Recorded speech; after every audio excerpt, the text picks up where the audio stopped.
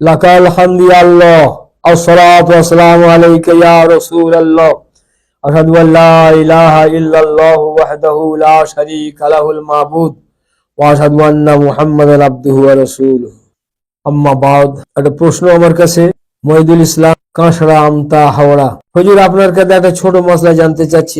জয়ীফ জাল কি এক কথা? জয়ীফ হাদিস কি জাল হাদিস বলা চলবে? জয়ীফ হাদিসকে এসব আহলে হাদিস মৌলবীরা জয়ীফ আর জাল একসঙ্গে বলে দিয়ে দিচ্ছে। জয়ীফ বলার সঙ্গে সঙ্গে এমন ভাবে বলছে ওটাই যেন জাল হাদিস। এ সম্পর্কে আপনার কাছ থেকে আমরা সঠিক বিবরণ জানতে চাই। আলহামদুলিল্লাহ, জয়ীফ আর জাল দুটো কথা আসমান জমিনের পার্থক্য। সর্বপ্রথম কথা হলো, কোনো হাদিস জয়ীফ নয়। হাদিসের সূত্রটা হয় জয়ীফ, তবে আইম্মায়ে দ্বীন, মুহাদ্দিসিনে কেরাম জয়ীফ সূত্রে যে হাদিসটা বর্ণিত হয়েছে সেটাকে বলা হয় জয়ীফ, মানে দুর্বল সূত্রে হাদিসটি বর্ণিত। অন্যথায় আল্লাহ রাসূল সাল্লাল্লাহু আলাইহি ওয়াসাল্লামের জবানের কথা একটা সহি হবে, সবল হবে, আর একটা জয়ীফ হবে, দুর্বল হবে। এটা কি সম্ভব? কখনোই নয়।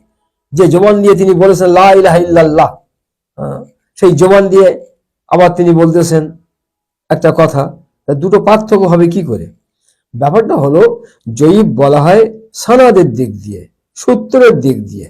যিনি বর্ণনাকারী তার মধ্যে যদি কোনো ত্রুটি পাওয়া যায় তখন মুহাদ্দিসিনে কেরাম সে হাদিসটাকে বলে দিয়ে দেয় জয়ীফ। জয়ীফ আর জাল কথা নেই। জাল মানে বানাওয়াট, জাল মানে মিথ্যা তৈরি করা হাদিস। আল্লাহ রাসূল সাল্লাল্লাহু আলাইহি ওয়াসাল্লামের জবানের সঙ্গে হাদিসের কোনো সম্পর্ক নেই। আল্লাহ রাসূল সাল্লাল্লাহু আলাইহি ওয়াসাল্লামের কার্যকলাপের সঙ্গে হাদিসের কোনো সম্পর্ক নেই। এটা জাল। জাল আর জয়ীফ এক নয়। যারা জাল জয়ীফকে একসঙ্গে করছে ইসলামের সঠিক অর্থে এরা মুসলমান নয়। কেন বলুন তো? এমন বহু হাদিস আছে যেগুলো একজন মুহাদ্দিস জয়ীফ বলে দিয়েছেন, অন্য মুহাদ্দিস সহিহ বলে প্রমাণ করে দিয়েছেন। এটা সহিহ হাদিস রাসূল পাক সাল্লাল্লাহু আলাইহি ওয়াসাল্লামকে জাল বলে দেওয়া, এটা কোনো মুসলমানের কাজ হতে পারে না। বর্তমানে আহলে হাদিস সম্প্রদায় এরা হচ্ছে গোমরাহ, পথভ্রষ্ট। আসলখানে এরা হচ্ছে ওহাবি। এদের সম্পর্কে বিস্তারিত জানতে গেলে আমার বই পুস্তক পড়াশোনা তোমরা করছো আর করতেই থাকো, বুঝতে পারবে। তবে আমি কেবল জয়ীফ হাদিসের উপরে কিছু কথা আমি বলে দিয়ে দিচ্ছি। জয়ীফ হাদিস সম্পর্কে আমি আমার সুন্নাতে নববী ও সাহাবী 20 রাকাত তারাবি এই কিতাবের মধ্যে আমি উদ্ধৃতি পেশ করেছি, সেইগুলো আমি পড়ে শোনাচ্ছি। এটাকে যথেষ্ট মনে করে নাও। আর এই কিতাব যদি ঘরে থাকে নিজেরা দেখে নিয়ে নাও। জয়ীফ হাদিস আমলের জন্য শুধু জায়েজ নয়, আইম্মায়ে দ্বীন, বড় বড় মুহাদ্দিসিনে কেরাম মুস্তাহাব পর্যন্ত বলে দিয়েছেন।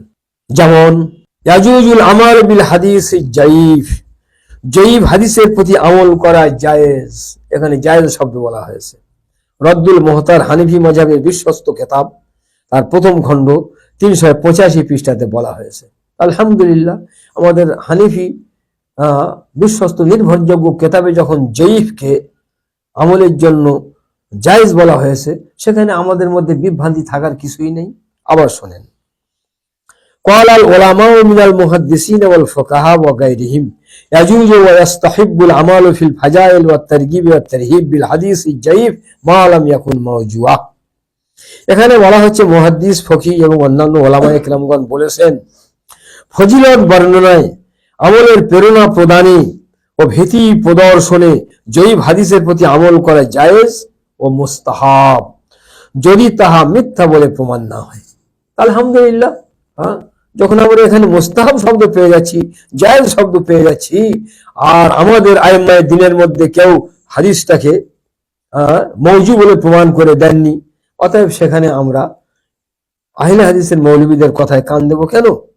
তাহলে বুঝা গেল যে জয়ীফ হাদিসের প্রতি আমল করা কেবল জায়েজ নয়, বরং মুস্তাহাব। 3 নম্বর যেটা আছে আল আজকার, এটা শাফি মাযহাবের কিতাব, ইমাম নওয়াবীর লেখা, তার 5 পৃষ্ঠায় থেকে আমি এই উদ্ধৃতি গ্রহণ করলাম।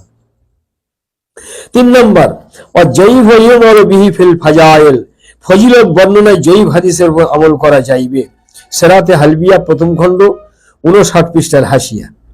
4 নম্বর, ইত্তাফাকাল মুহাদ্দিসুন আলা আন্নাল হাদিস যায়ীফা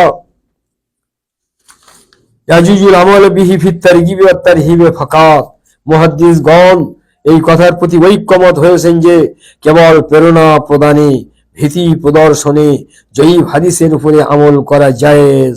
তাফসিরে রুহুল বায়ান 3য় খণ্ড 548 পৃষ্ঠা। এই ধরনের আরো 10খানা কেতাবের মধ্যে আমি দেখাতে পারবো জয়ীব হাদিস বর্জন করার নয়, বরং প্রেরণা প্রদানের জন্য, আমলের জন্য যথেষ্ট, জায়েজ, মুস্তাহাব। খবরদার আহলে হাদিস মৌলবীদের কথায় কান দিয়ে কেউ বিভ্রান্ত হবেন না। ওমা আলাইনা ইল্লাল বালাগ।